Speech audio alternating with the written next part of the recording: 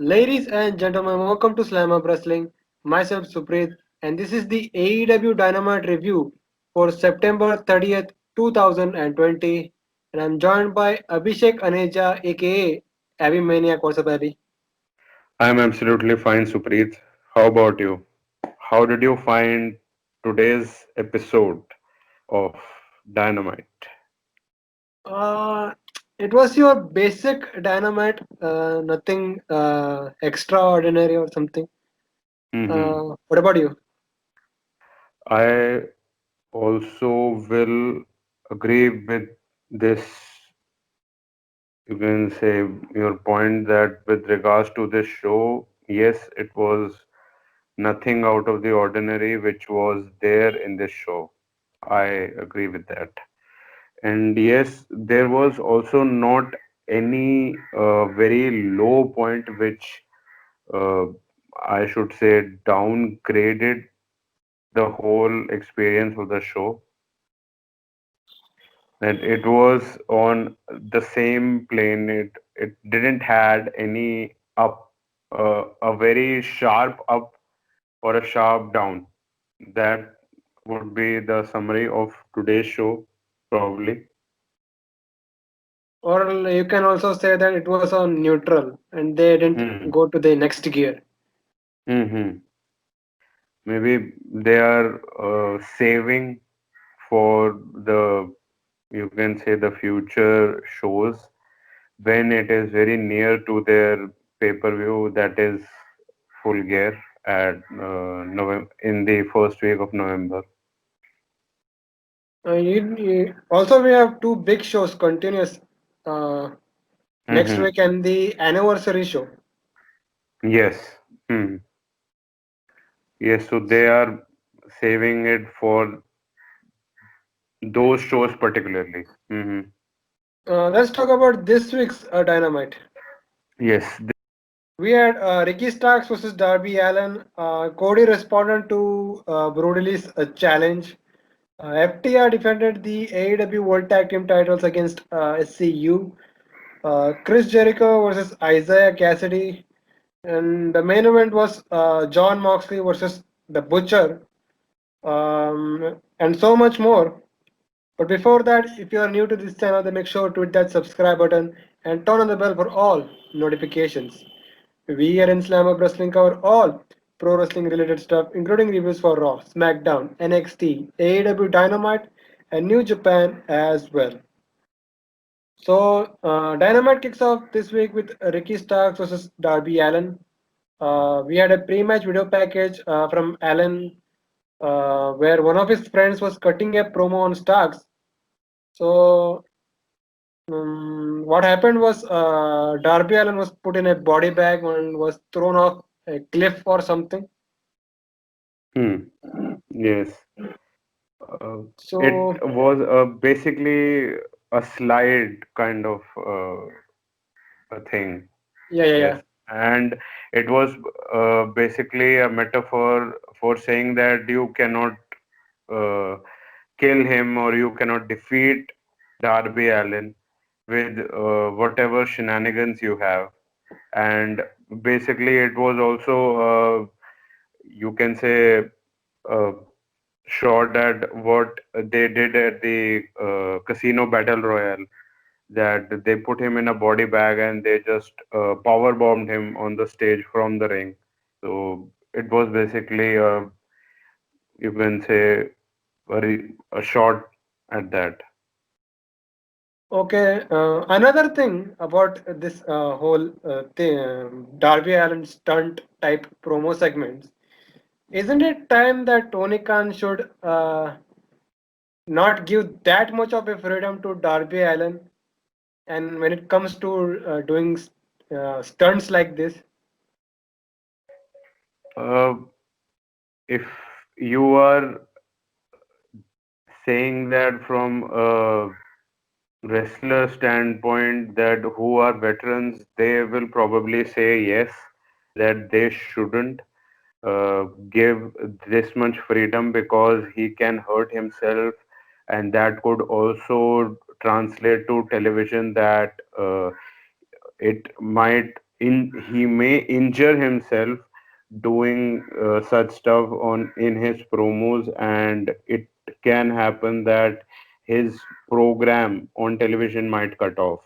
So yes, I agree with that, and also in the long run it would uh, lessen the years that he would be wrestling with regards to him.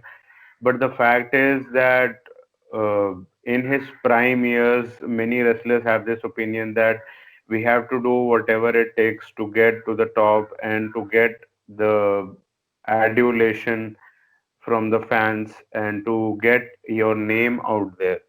So basically, they have the creative freedom. So they gotta do what they gotta do, basically.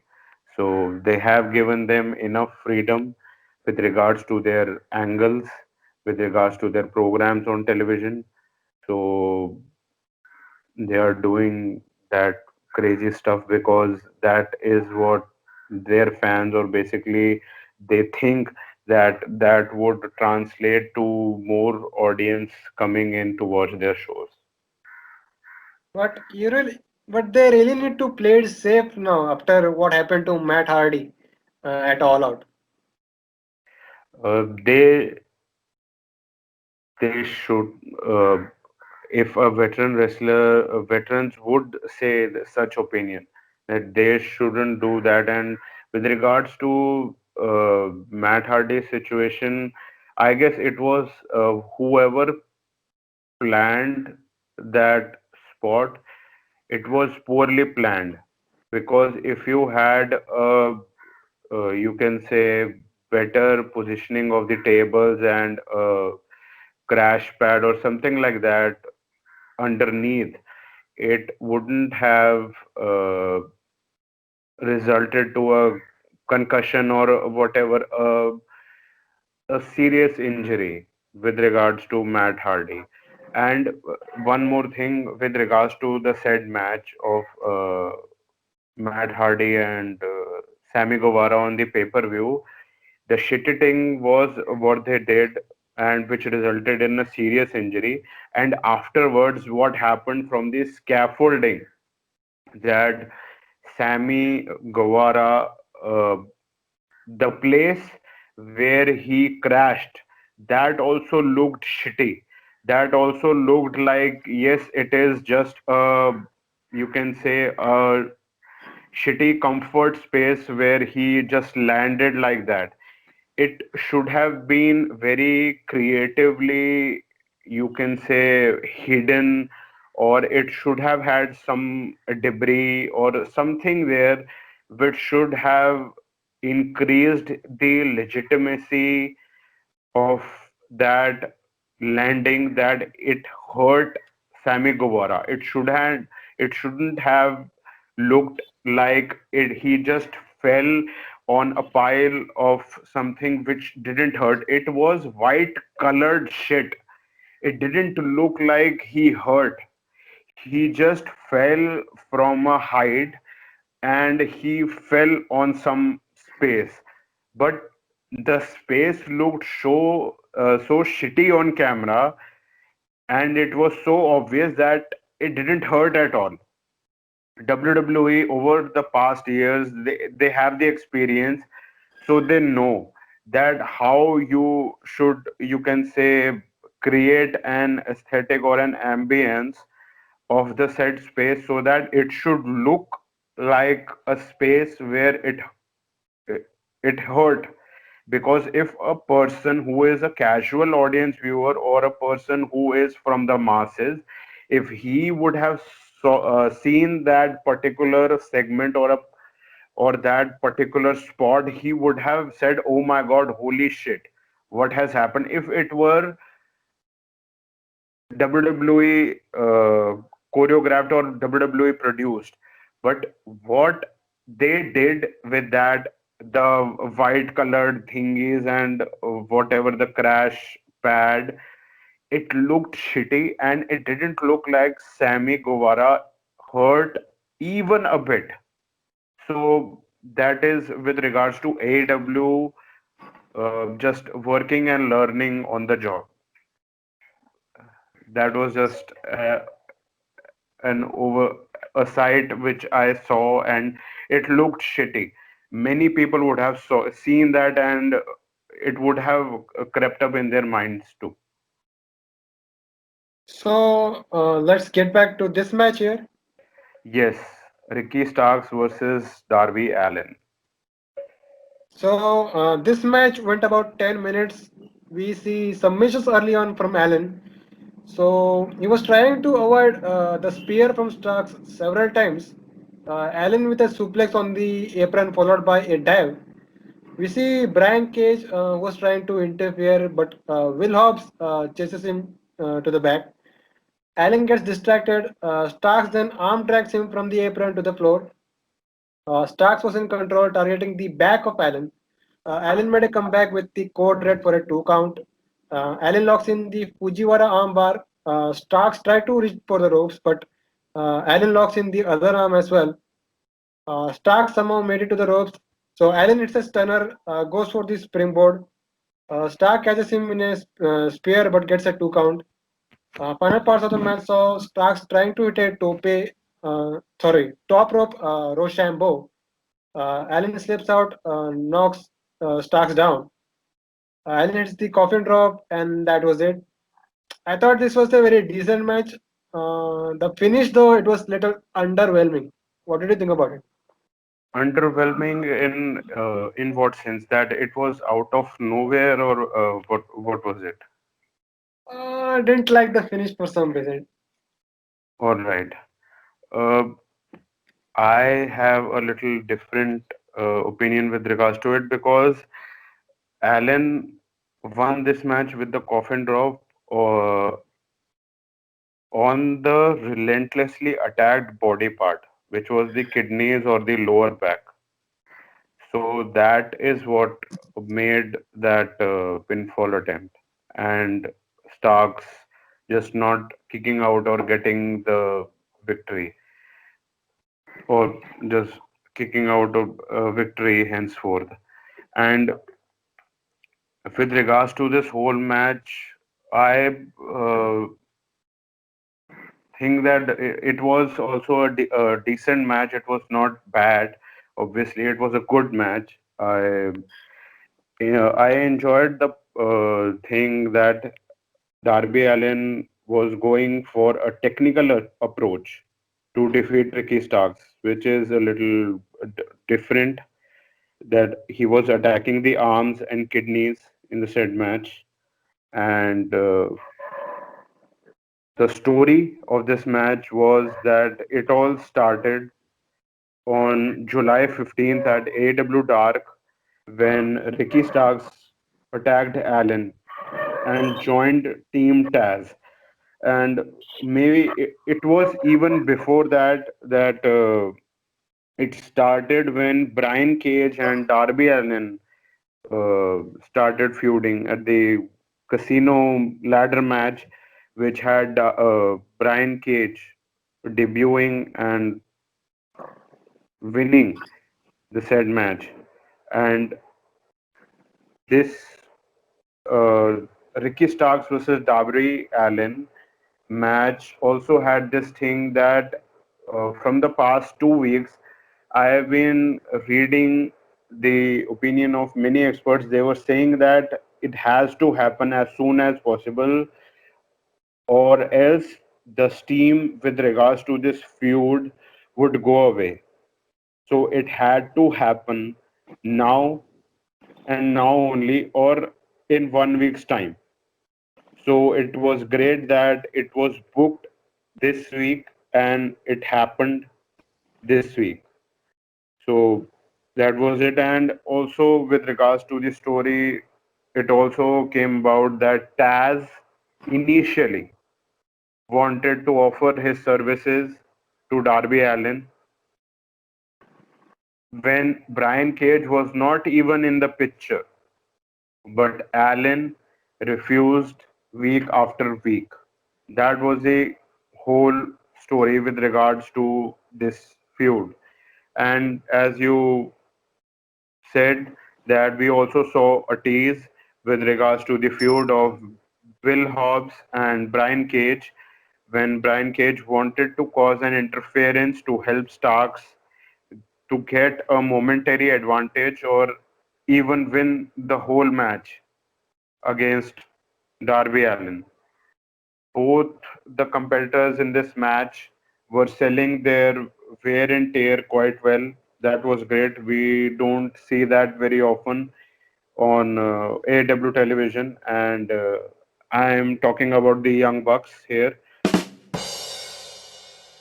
And in the end, Darby Allin won via pinfall with the coffin drop, pinpoint accuracy on the relentlessly attacked body part that was the kidneys and the lower back of Ricky Starks. It was a great match, and many people online were raving about this end match that it was a great match. So next we had Cody coming out for an interview. He gets his grand entrance, you know the whole deal. Adrenaline in my soul, something, something, Cody Rhodes, blah, blah, blah. Being the elite, all hail John Silver. So Dasha was interviewing Cody here. Was cutting his typical non-kayfabe promo. So he talks, Yeah, he the talk, thing is, it uh, so see these promos which go non-kayfabe. This is a very two-edged sword. Many people say that it is bad, that it is not going with the character and stuff like that. Uh, it pierces the veil between what is real and what is not with regards to professional wrestling. And the second side to it is that these promos, many at times, uh, even most times when Cody does it, it gets the fan invested. It hits a nerve many a times. So it is a little, you can say, on the edge that what you are opting for. If you are opting for the character promo, which is blah blah blah, I am going to defeat you, this, then that, or this, what he did right now. It is obviously a blend of the two things because you have to sell the match what you are selling. Because if you are just blabbing of real life and not selling anything, there is no payoff to the said thing, then it is just a waste. The promo is just a waste. So it is very double-minded that which approach should you have to take in a said situation. So it is just, you can say, your intellect and your intuition will say to you. It is just what it is. Today's promo, I'm just cutting you a little bit. That today's promo, I didn't find it very good from Cody Rhodes. I expect better, much better promos from Cody Rhodes. And as you were saying, Cody Rhodes promo. so he was talking about being part of this reality show with a list of A-list celebrities and how he feels a little out of place. He then asked about whether he will accept the dog collar match. Cody explains that it is a very unsafe, a very violent match, and as a EVP of AEW, his answer is no. He then leaves the ring only to come back and say yes, no regrets, and he accepts the match for next week. Brodie comes out and we get a big brawl as Dark Order and a bunch of officials and the ringside wrestlers try to pull them apart. Brandy Rhodes, for some reason, comes out, takes out the Dark Order with a dive. NIJ attacks Brandy. They have a brawl of their own. Nyla Rose decides to jump in. She attacks someone, and that was it. So this overall, this entire segment, it was done. It was done very nicely to hype up the match for next week. And about the brawl that the women were having, it looks like they were trying to build a match slash feud regarding their situation. Hmm. It Anna Jay and Brandy Rhodes has been happening for quite some time, if I'm not wrong. Brandy has been losing every match against Anna Jay. Anna Jay has, you can say, she has been defeating her via submission. Maybe it is happening on AEW Dark.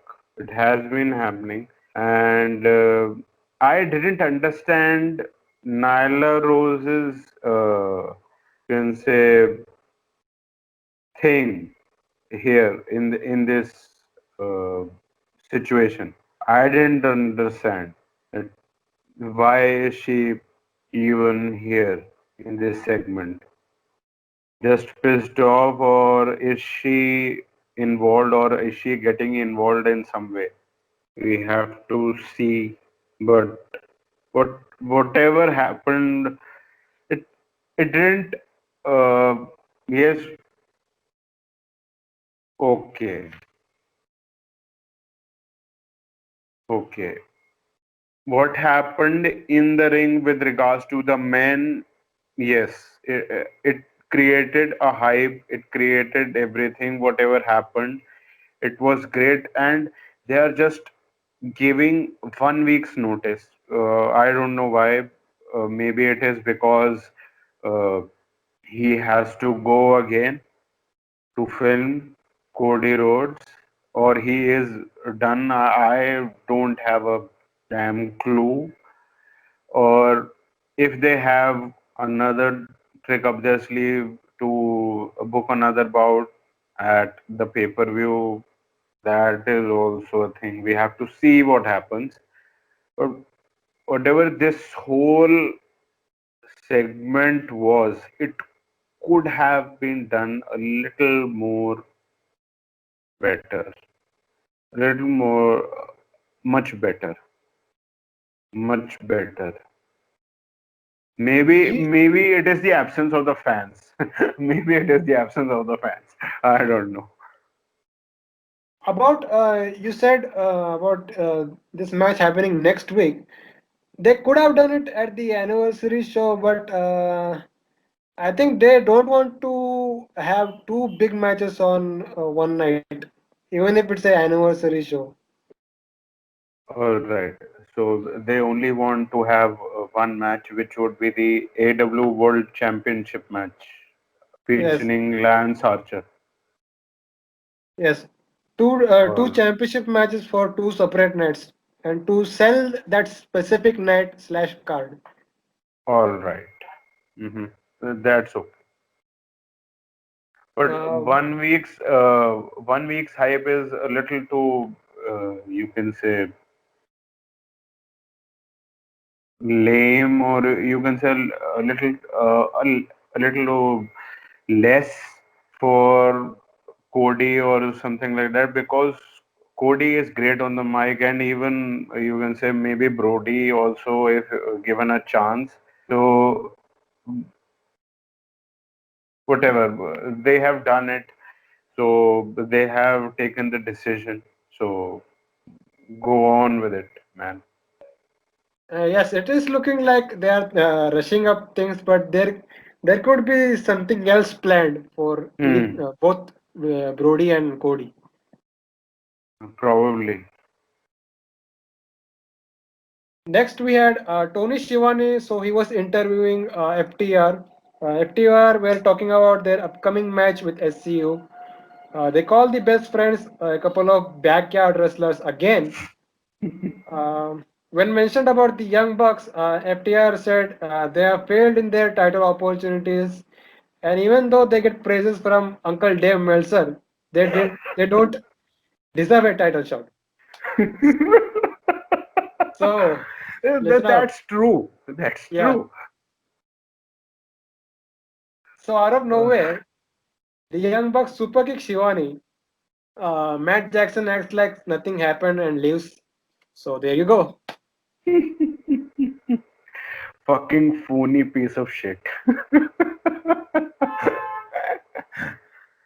uh, the Young Bucks, what basically, Basically, they are becoming dicks. yes, they are becoming dicks, but uh, it is the same thing. Why should I have to repeat every week? It looks funny, yaar. It looks funny. It looks funny, but I don't know why. I don't know why. Probably they need uh, a little different approach, maybe. But I don't know. I don't know.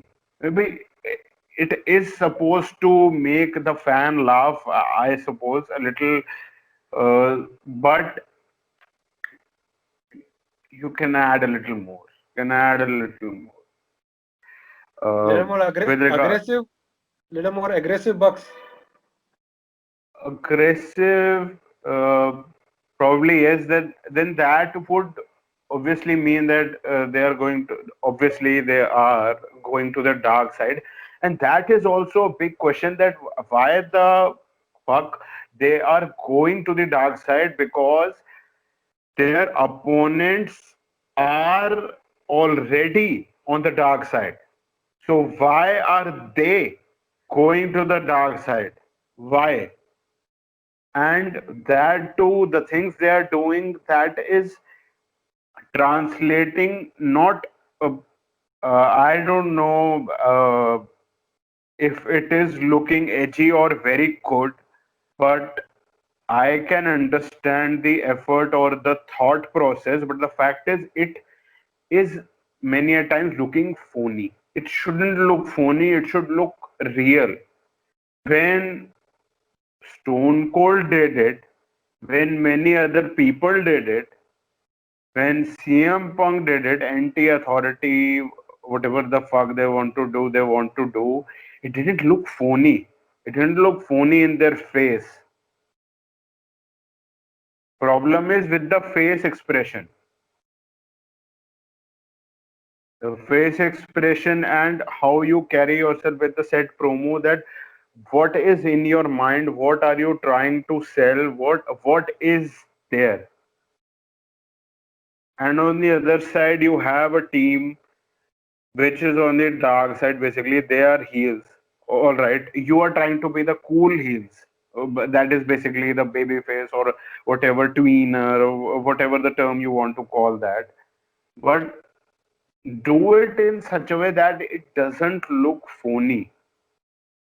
That is all I'm saying. You do the actions, but the face shows your face shows a completely different story. It isn't going with the action. You have to feel that. You have to feel that. You have to show that a little more, a little more, a little more. That is only for the young bucks. And with regards to FTR, it was a solid promo. This match with SCU is basically to show that who is the supreme tag team in AEW. Current champions, that is FTR, have already beaten the second champions, that is Hangman Adam Page and Kenny Omega, to grab the straps. So now, by beating SCU, who were the first ever team to capture the AEW Tag Team Championship, would cement them as the very best in the promotion, if not the world. And as you said, they called the best friends outlaw backyard wrestlers, and they talked about the Young Bucks. We have already said that, and there was some or many points of that. There were truth, and it would hit home with the fans. And when you talk about truth, and if it is selling something, that is their feud and that is their match in the near future, it's great. So SCU had a pre-match interview. Point to be noted here. So as they were making their way to the entrance tunnel, they run up to Sean Spears, who wishes them good luck. So we get to this tag team title match, the 20-minute time limit thing. Hangman Page was on commentary. He was drinking some whiskey. So SCU was here. It was represented by Scorpio Sky and Kazarian. Match went about 15 minutes. 15 minutes. There was a lot to cover here. SCU dominated for the most part of the match. At one point, Harwood faked a. I think it was Cash Wheeler. I think he Cash faked Wheeler. a trip. Yes, he faked a trip near the ropes and blamed it on Daniels. So Daniels got sent to the back. SCU still in control. Kazarian baited FTR outside. Sky with a tope Cornilo on FTR. A slight distraction allowed FTR to take out Sky. So they dominated for the rest of the match. Final parts of the match saw Sky going for a sunset on Wheeler, but Wheeler held on to Blanchard. So referee, what was I saying? Yes, he kicks Wheeler's hands. Sky with a sunset pin on uh, who is the Wheeler and gets a 2 count. So Sky was going for a suplex on Wheeler, but Blanchard trips Sky and hold on to the legs. Wheeler with a pin, and that was it. It was a good tag team match. SCU was made to look super strong here. What did you think about this match? Yes, I also believe that this match was uh, great, and I enjoyed this match wholly. And yes, the points were that Cash Wheeler, first of all, you said it, that he used the fake trip or the fake drop to get Chris Daniels evicted. So now you have three people on one side, including Terry Blanchard, and on the other side you have only two. Brilliant tag strategy by FTR. So now basically, and Kazarian and Sky dominated the action. They were made to look strong, as you said, because of the fact that they were the first champions. So they were made to look strong, and FTR gave them everything so as to make them look legitimate, and also the championships they were holding legitimate. So that is great on the part of both the teams that they gave us such a great match. And Kazarian and Scorpio Sky were dominating the action before the commercial break with beautiful drop kicks by Scorpio Sky, the ground and pound, and the tope con hero to stay in control, basically. Then Kazarian got the hot tag. He looked great. He looks great now recently. His spinning leg lariat looked effortless. Great back and forth action. And SCO, as we have now said multiple times, they got the majority of the offense and they were looking great, getting the respect for being the inaugural tag team champions for the promotion. There was at one point a dragon suplex by Cash Wheeler on Kazarian, which looked absolutely phenomenal. And there was a lot of double team maneuvers by both the teams. There were multiple false finishes, multiple roll ups at the end game of the match, back and forth, which were absolutely great, which made this match even more, you can say, on a higher pedestal. And but in the end, FTR got the victory with the help of Tully Blanchard, with the experience factor that Tully Blanchard has. It was a great match on television, and we can only hope to see great matches in the future in this 20-minute rush with greatness. with FTR defending the AEW Tag Team Championships. And next competitors would probably be the best friends. So we had commentators talking about a tournament where the winner will get a AEW World Title shot. First three competitors are Jungle Boy, Ray Phoenix, and Kenny Omega. It looks like Page was not happy with Omega being in the tournament and he left.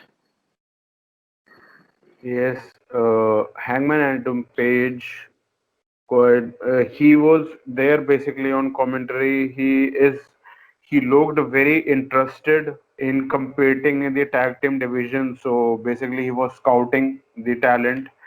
And now, after the news of the said tournament, uh, he was pissed off, or he was surprised, or he was shocked that goes in the said storyline between Hangman Adam Page and his former tag team partner Kenny Omega. So we have to see where this all goes. Probably the finale of the tournament would have Hangman Adam Page and Kenny Omega face to face. Next was Isaiah Cassidy versus Chris Jericho. This went 11 minutes. Cassidy started strong, some quick offense, and a roll up pin gets a 2. Jericho to the outside. Cassidy tried to follow but gets set into the barricades. Cassidy tosses Jericho over the barricade where he encountered Luther. They had a little back and forth where Luther tossed Jericho back to the ringside. Back in the ring, Cassidy hits a swanton for a 2 count. So final parts of the match saw Cassidy hitting a lion sword and the code breaker for several near falls. Cassidy then hits a springboard. Jericho catches him with a Judas effect, and that was it. It was a good showing for Cassidy, but it didn't do much for him, I think. What did you think about this match? Uh, I saw this match as decent, and with regards to Isaiah Cassidy, I sort of uh, agree that it wasn't a very, can say, path breaking outing for Isaiah Cassidy. It was decent. It was his first singles match in AW, and it for his first match, it was good. But basically, it was not great, or it was not path breaking with regards to it. Isaiah Cassidy basically, uh, his offense had his speed, his athleticism, and his aerial maneuvers. Meanwhile, Jericho had the experience, he had the strength, and he has his technical prowess, which he comes out with sometimes. Luther also got the rub, quote unquote, via attacking Jericho when he got shoved in the crowd by Isaiah. In real life, Jericho and Luther are good friends, and it's great to see such gestures. I hope that something manifests for Luther after this interaction, and it did. We got the news of the said match. I think that it is next week, probably the tag match. Isaiah was dictating the pace in the initial part of the match, but not for long, obviously. And with regards to the story of this match, was that 2 weeks ago, after the match of Hager, Jericho, and Private Party, Jericho got into Isaiah's face and just back and forth, left and right, punched him on the ground until Mark Quinn came for the save. This match was basically a receipt in a way for retribution for Yes. Isaiah on Jericho. So and Isaiah hit a beautiful lion salt, and the code breaker for close near falls, which could have gotten him the victory. So that was the closest points that he could have gotten the match. Jericho won by pinfall via the Judas effect. Post match, we got a little bit of the interaction of some members of the inner circle and Matt Hardy in private party. And we also saw Hager Jericho interacting with Serpentico and Luther, which is called Chaos Project, if I'm not wrong. Yes. It is interesting, and basically we will someday now we will see now Luther and Serpentico competing on Dynamite, so it would be great to see them obviously competing. Another point you didn't mention is that they also brought up that Jericho and Luther trained together in these two heart dungeon. Yes, yes, hmm. Yes, they did, and probably at one point they became friends in Japan. Oh, yes, yes, yes. Hmm. So next up we had Miro and Kip Sabian planning for the bachelor's party, and we also see them playing some video games. So Miro was talking to this famous video game player. He said he has something crazy planned for the party. So let's see what that is. All right. Uh, Best friends were being interviewed, but in comes FTR. They start once again talking down to the best friends, saying they are a bunch of comedy acts and they belong in the middle of the card. FTR said they're above them. Best friend is punching them. Instead, Orange Cassidy called them winners. So speaking about Cassidy, so he had a match against 10, which went about 3 minutes. 10 stole Cassidy's glasses early on and put it on the legend known as John Silver. 10 with the attack, he hit a bunch of moves, including a end of days and a delayed suplex. We see the Dark Order mocking the best friends. Cassidy with a huge dive, taking out some of the Dark Order members. So Cassidy gets the win following a orange punch and the beach break, and that was it. I think this match should have been on dark. It should have been on dark instead. Um, and another thing is that Cassidy shouldn't be wrestling every week. Like he should have to keep his character special, not overexpose it. Mhm. Probably now they would not be happening. He would not be competing next week. Probably they could have. You are saying backstage segments involving Cassidy. That would be more appropriate. That is what you are suggesting. Yes, yes, yes. Hmm. Like That is all. Hmm. for example,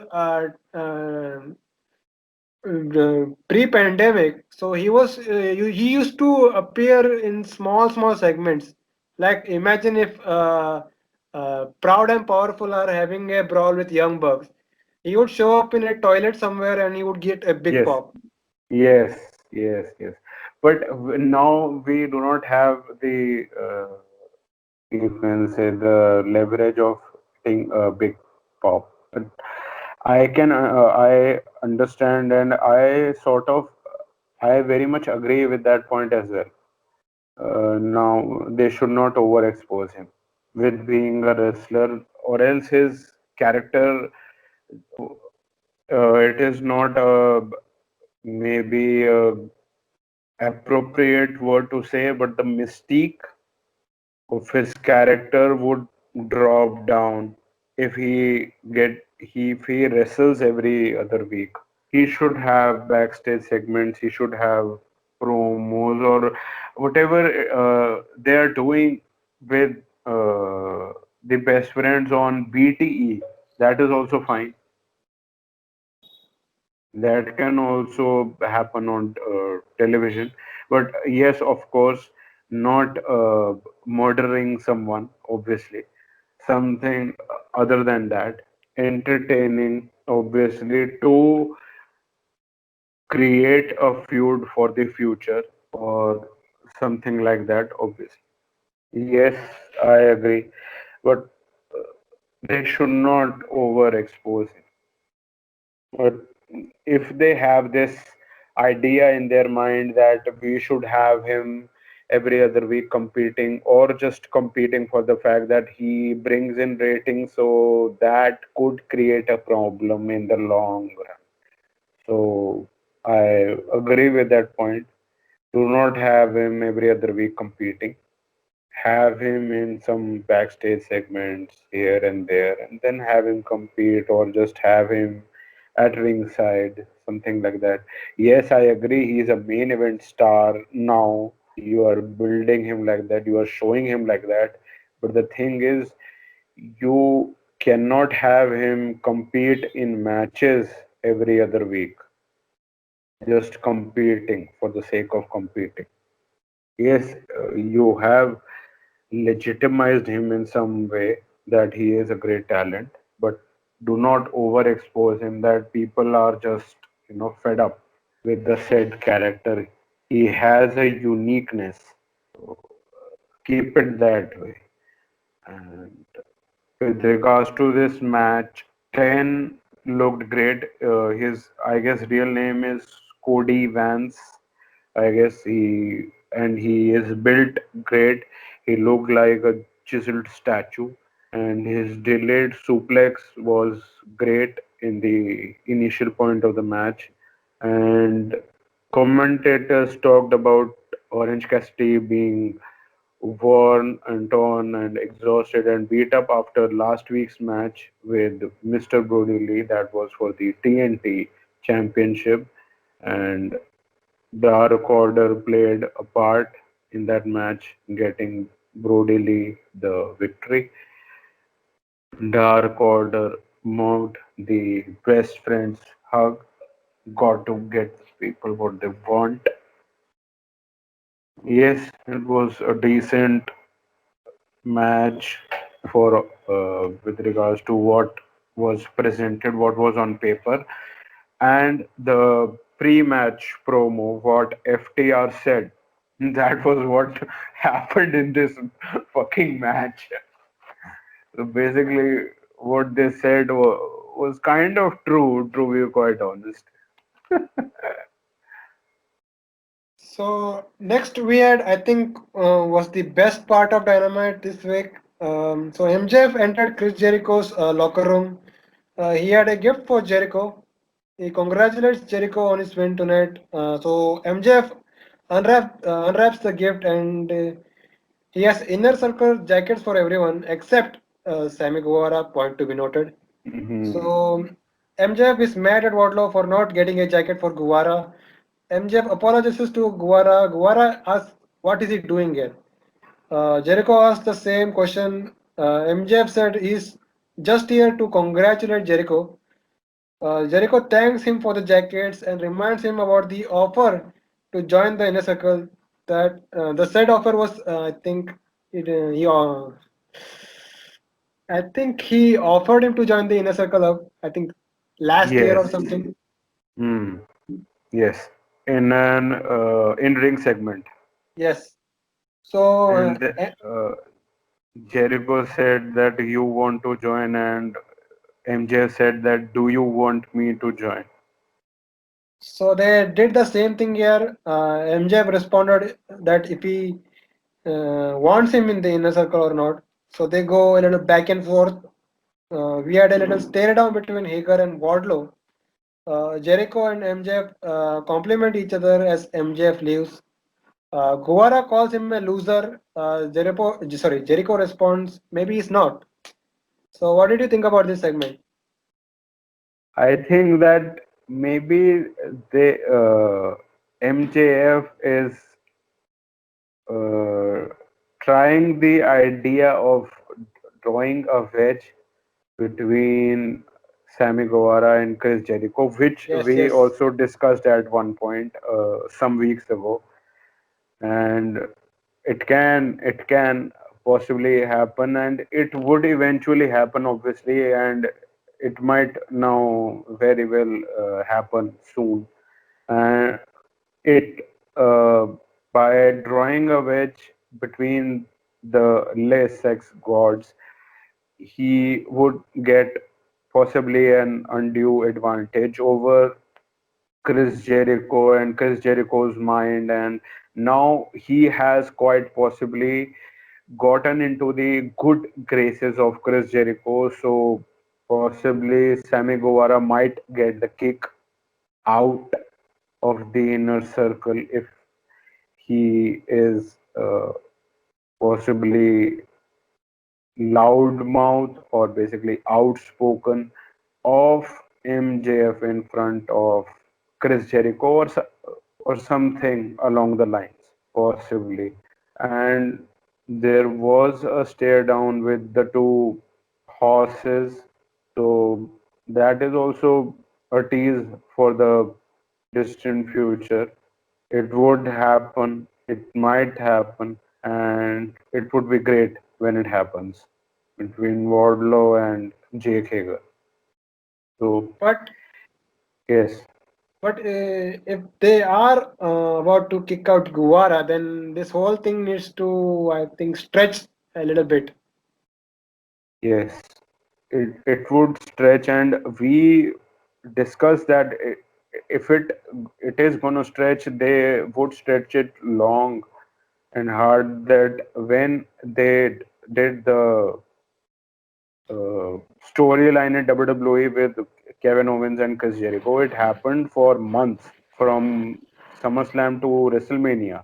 So if they are doing something along the lines, so it will stretch long enough. So Dr. Britt Baker is back in action. So she was facing Red Velvet. It was just a showcase match for Baker. We did see Baker pulling out some submission moves here.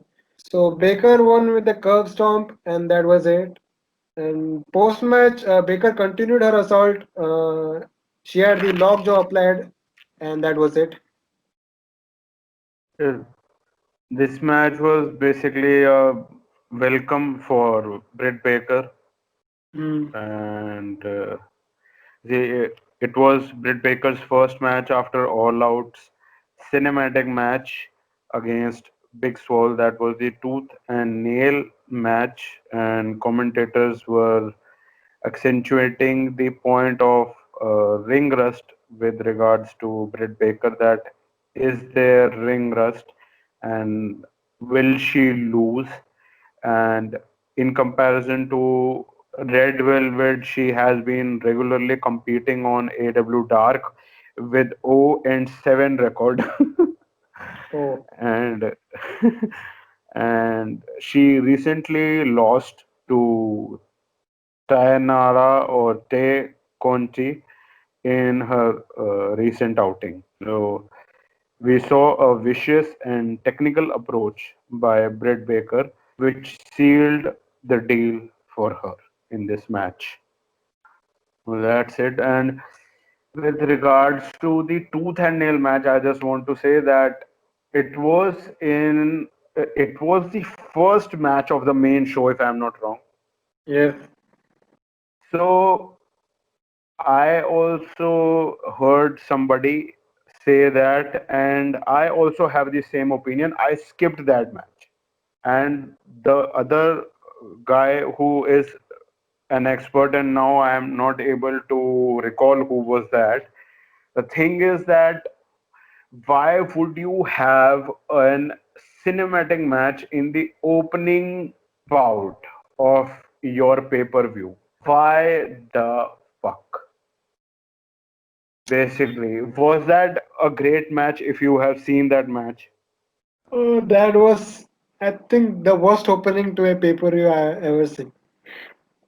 So basically, it was a a bad decision, and they went on for weeks to build that match for so long, and then they gave us a cinematic match because it is the season of cinematic matches, because WWE did it, and maybe other promotion, one or two maybe did it. I'm not into par. Impact did it or not, I am not of the opinion. They did a Wrestle House segment every other week.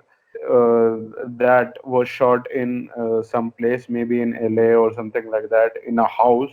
So the thing is that it is the season of cinematic matches, so we also have to do one, so to maybe be the cool guys or to stay in the trend. So the thing is, they did it, and I saw the first 2 minutes, and I just skipped the whole match because I wasn't in the mood to see that match. Basically, I wasn't. I from the previous night when I was of the opinion that yes, I will see that match. Okay, I will see that match. Okay. When I possibly didn't know that it would be a cinematic match, or maybe it would be. But by the time 2 minutes went away and I saw what was happening, it just took everything away. If you have a cinematic match, you should have it in the midst of the card to take it away from the whole ring action, what was happening throughout the whole show. You should not just put it on in the first match of your show or the pay-per-view, whatever the fuck you are doing. You will take out your audience, whether it is purists, whether it is the casual viewers, whether it is the masses who just came on to your channel, whoever it is. Some people don't like that. They will immediately skip or they will immediately switch off because they do not want to see that. Have a match which is universally accepted, and have this cinematic match in the midst of your show, which is a relief, from the whole, you can say, in-ring action stuff. Even if you have Britt Baker, who you think that she is a main event talent and she is a star and blah blah blah, her husband or boyfriend is the former NXT champion and he is a big deal. But the thing is, you cannot give her the first match of the card, even if she is someone whatever. You cannot. You cannot. You absolutely cannot. I haven't seen all of the matches of the said pay-per-view. Maybe cinematic match was the reason, or maybe it was not. I don't know. But the fact is, cinematic matches are to be had in the midst of the card or at the end. If it is a main event uh, title match or whatever, that people are salivating to see that match, obviously. But do not have it in the opening, Or please. maybe talking about Britt Baker, why don't give her enhancement talent matches just like this one? On the pay-per-view. No, just mainly about Britt Baker here, Mm-hmm. about her in-ring work, about her performances. Yes. Mm-hmm. This match was probably one of her better matches that I have seen. It was an enhancement talent match, no problem. So in that way, she Now, can improve her in-ring skill a little bit. yes, absolutely, I agree with that. She can. And even if you do not have such matches every other week, that maybe you are of the opinion that it will drop her stock or something like that, that she has had those enhancement talent matches the past year in the initial parts of the year. So you can do such stuff in another way, but have her compete in tag matches. You did also back then, but now she is looking better with regards to her in-ring work. So have that, uh, give momentum to that, and then build on that. Please don't have cinematic matches for the sake of it that the other promotion is doing it. Please, God no. And And if you also, are having it, please don't have it in the opening. you also have. She is good at promos, so you can do a little bit promo packages, little video packages, something like that.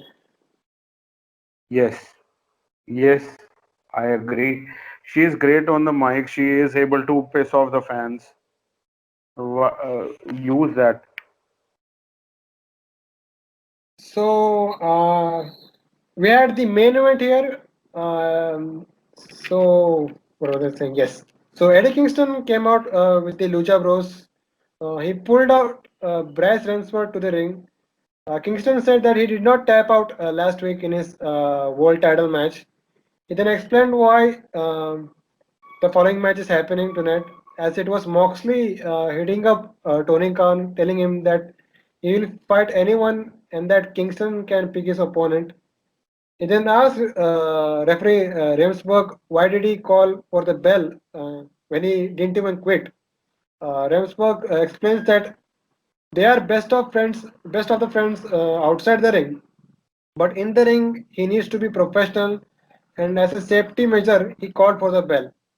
So Kingston was not convinced with the explanation and decided to attack Ramsburg alongside Lucha Bros. So before that could even happen, Moxley came out with a barbed wire bat. Kingston then announced his opponent, and it's none other than the Butcher. So the Butcher, who was already in the ring, attacked Moxley. So we get to this match. It went 14 minutes, nothing much. It was just a typical Moxley versus a big dude match. So Butcher was targeting the left leg of Moxley, which Moxley sold it very nicely. Props to him. In the end, it was Moxley with a paradigm shift and the bulldog choke, and that was it. So basically, this match was done to further the feud between Kingston and Moxley, who possibly could have a second match. What did you think about it? Yes, I also saw this match, and as good. I didn't saw it as bad because the thing is, yes, many people were expecting that it would be possibly Lucha Bros, one of the persons from the Lucha Brothers who would be challenging for the AEW Championship this week, but it turned out to be Butcher. So the thing is that the I also was wanting someone from the Lucha Bros personally. But the thing is, the decision is appropriate. Why? Because if you are having a match with the likes of Pentagon Junior or Ray Phoenix, if you have a story or if you have a build for some weeks or so, it would be a lot better. It would be a lot better if the fans are there in attendance as well. So it would be better, and it would be better to not have the said high profile matches right now. So booking Moxley and Butcher in this match with basically no build was was appropriate, was fine. And as you said that with regards to the match, that Eddie Kingston did not tap out last week in the bulldog or clock choke, and referee called it for the safety of the competitor. That was the initial part which uh, was summarized between Eddie Kingston and the referee Bryce Remsburg. And Butcher was showing off his strength, and technical prowess in this match, targeting the lower back and the left knee with the half Boston Crab. And commentators talked about the fatigue, the wear and tear of Jon Moxley after last week's hellacious bout against Eddie Kingston, and also the Jacksonville's weather and humidity was also in play basically throughout the night in all matches. Moxley is 18 and 0 in 2020. Butcher kicking out of the traditional pile driver by Moxley was insane.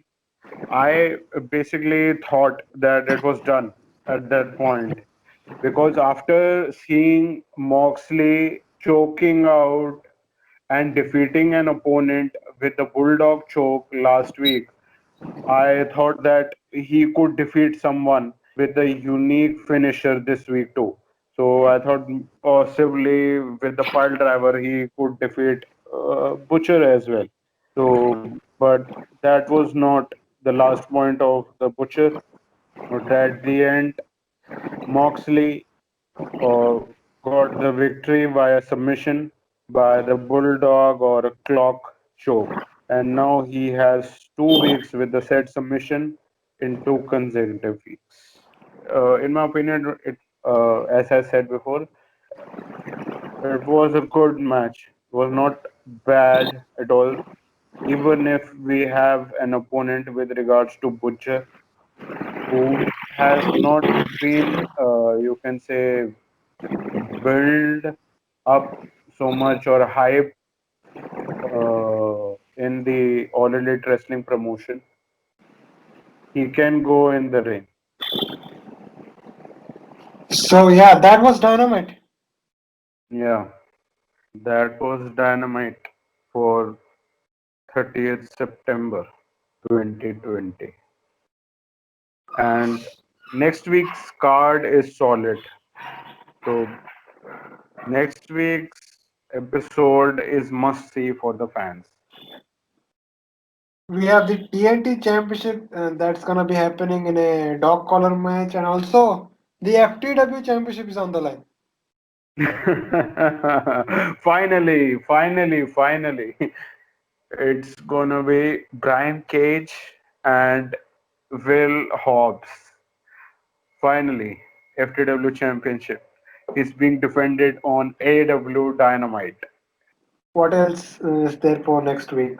Possibly that tag match with Jake Hager, Jericho versus Yep, Chaos exactly. Theory. It is happening next week, and much more. I don't recall any other matches being booked as of yet for next week. So before we leave, where can these guys find you? Uh, Guys, you can find me on Instagram and Twitter at Abhymaniac, ABBYMANIAC, and I work for an Indian independent wrestling promotion called Wrestle Square.